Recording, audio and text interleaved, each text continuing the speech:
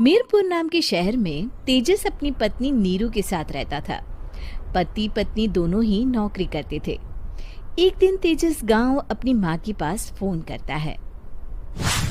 Hello, प्रणाम माँ। जीते रहो माँ, तुम दादी बनने वाली हो हैं? अरे वाह, ठीक है बेटा, मैं कल ही आती हूँ। जब माँ जी शहर पहुंची तो बेटे बहू ने बहुत अच्छे से स्वागत किया। लीजिए माँ जी, चाय। अरे गर्मा गर्म पकोड़े ले आओ माँ के लिए। नीरू रसोई में गई और 2 मिनट में ही पकोड़े ले आई। जी ये लीजिए। बहू जादू से बनाए हैं क्या? अभी तो रसोई में गई थी। यम्मी। माँ जी, शीला रसोई में पकोड़े तल रही है, मैं बस लेकर आई। हे भगवान, मेरा धर्म भ्रष्ट कर दिया तूने। अब तो गंगा जल से शुद्धिकरण करना होगा। दूसरे दिन, माँ जी मैंने नाश्ता बना दिया है, ऑफिस जा रही हूँ। पर अभी तो घर का सारा काम पड़ा है। शीला आती ही होगी, झाड़ू पोछा बर्तन कपड़े वो सब कर लेगी। हमारे जमाने में घर का सारा काम हम ही करते थे। जी माँ जी, आप बहुत होशियार हैं, मैं घर ऑफिस दोनों नहीं संभाल पाती। तो जरूरत क्या है घर से बाहर जाकर चाकरी करने की? वैसे भी घर का काम खुद करने से घर में बरकत आती है, समझी? पर माँ जी। पर वर कुछ नहीं, इस महीने की पगार मिले फिर ऑफिस बंद है। हाँ। रात को नीरू तेजस से कहती है, सुनिए जी, माँ जी बोल रही थी कि मैं नौकरी छोड़ दूं। वैसे ठीक ही तो है, अभी तुम्हें आराम की जरूरत है। फिर भी आराम कहाँ, शीला को छुड़ाने के लिए बोल रही थी। तो अब 24 घंटे में इतना काम तो कर ही सकती हो। पर जॉब पसंद है मुझे, घर पर मन नहीं लगेगा। अगले दिन जब दोनों ऑफिस के लिए निकल रहे थे, मेरी तो कोई कीमत ही नहीं है इस घर में। माँ जी, आजकल महंगाई बहुत है, रहन सहन भी बदल गया है, दोनों नौकरी करते हैं तभी ठीक रहता है।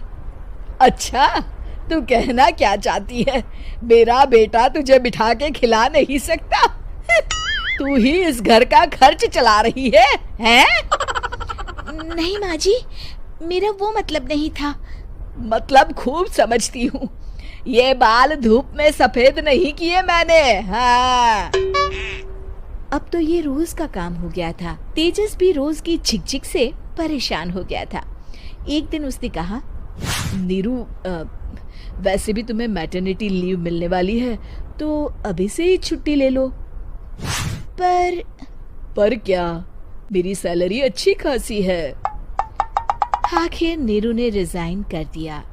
जब बच्चा हुआ तो घर में सब बहुत खुश हुए। कुछ दिनों बाद तेजस फाइल देख रहा था। क्या हुआ तेजस, कुछ परेशान लग रहे हो? हाँ, वो हमारी जितनी सेविंग्स थी वो तो हॉस्पिटल में और छठी के फंक्शन में खत्म हो गई है नीरू। और अभी वैसे मंदी चल रही है तो मैं बोल रही थी कल मुन्ना को हेपेटाइटिस का टीका लगवाना है।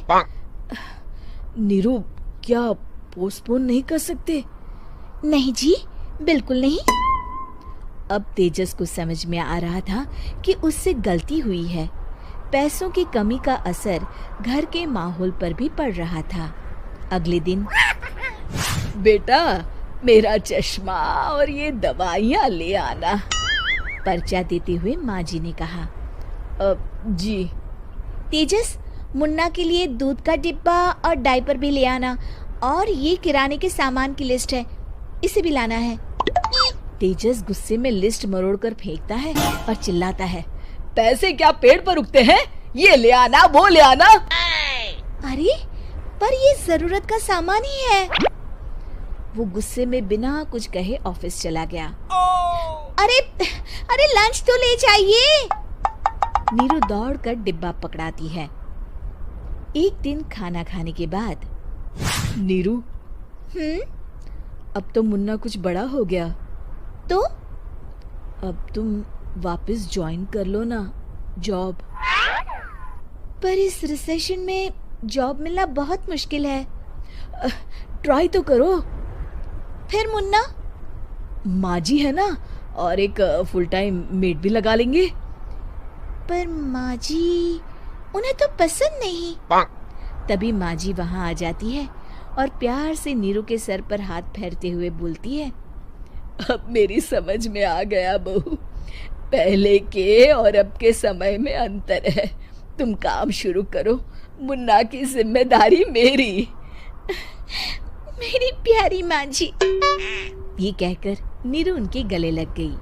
शिक्षा, परिवर्तन संसार का नियम है, हमें भी समय के साथ चलना चाहिए। उम्मीद है कि आपको हमारी ये कहानी पसंद आई होगी। कृपया हमारे चैनल को सब्सक्राइब करें और सभी अपडेट्स के लिए बेल आइकन जरूर क्लिक करें। और हाँ, वीडियो लाइक और शेयर करना मत भूलिएगा। Bye bye.